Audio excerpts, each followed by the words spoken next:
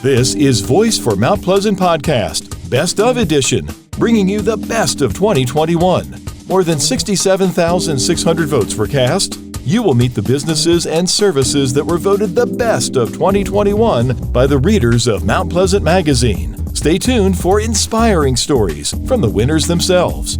I am so excited, y'all. This is another special edition of Best of Podcasts. And we've got here a winner, voted one of the best animal shelters, Pet Helpers. So we're really excited to have you here, Natassia. And tell us a little bit about yourself, Natassia.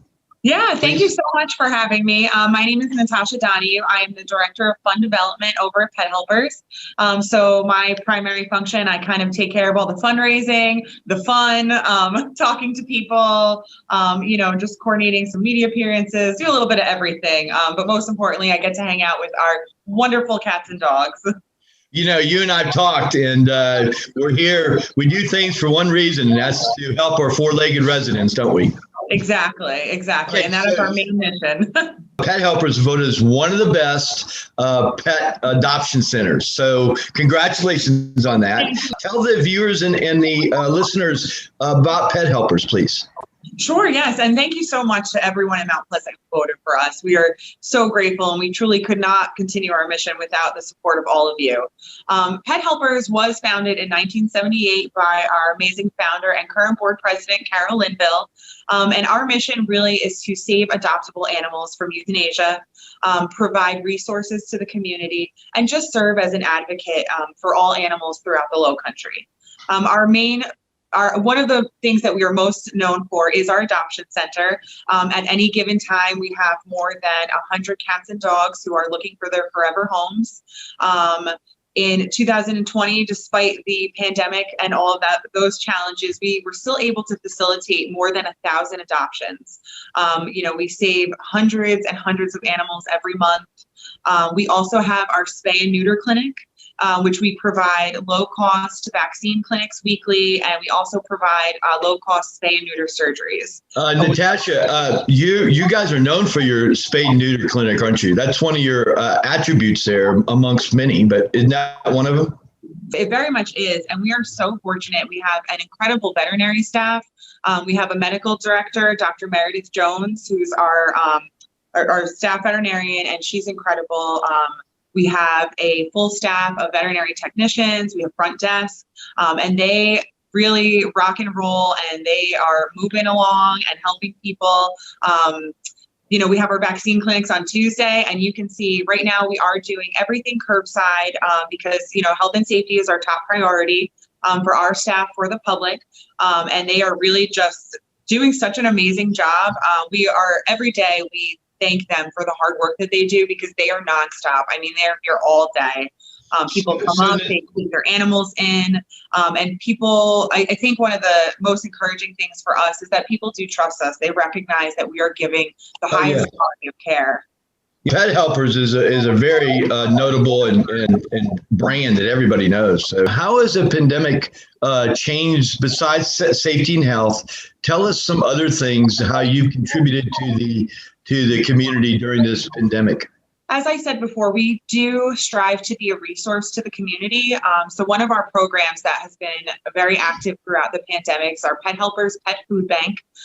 We provide pet food to people who are having financial hardship. And when the pandemic first hit, we kind of made the decision, our executive director, Melissa Susko, and Judy Oswald, our shelter manager.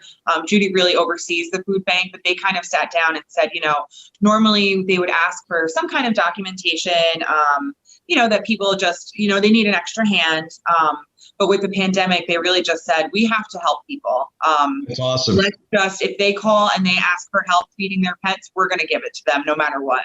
Whether it's a week, a month, a couple of months, our main goal is to help people and their pets. And that works twofold for us, because it helps keeps pets, in their home, with their loving families. And then they don't have to make those heartbreaking decisions on whether to keep their pets or to surrender them.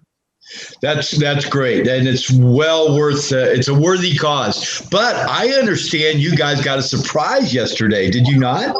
it was shipped to you, and Yes. Oh, yes. We had a wonderful surprise come. I am sitting here with our wonderful Mount Pleasant Pets magazine that we were so excited to see. Not only were we voted one of the best animal shelters, but I was just saying we have a wonderful story about our Unchained Charleston program in here. You want to tell us briefly about your program? Yes, definitely. So Unchained Charleston really strives to take care of the Low Country's most vulnerable dogs, those who are living outside on chains.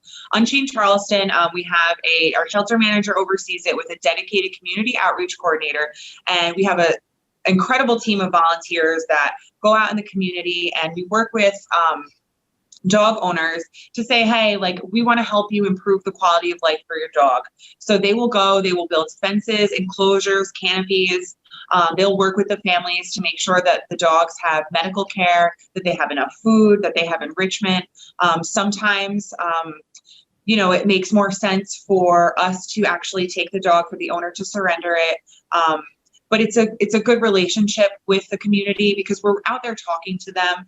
We're meeting them where they're at, and we're saying, we understand that you're struggling. How can we help?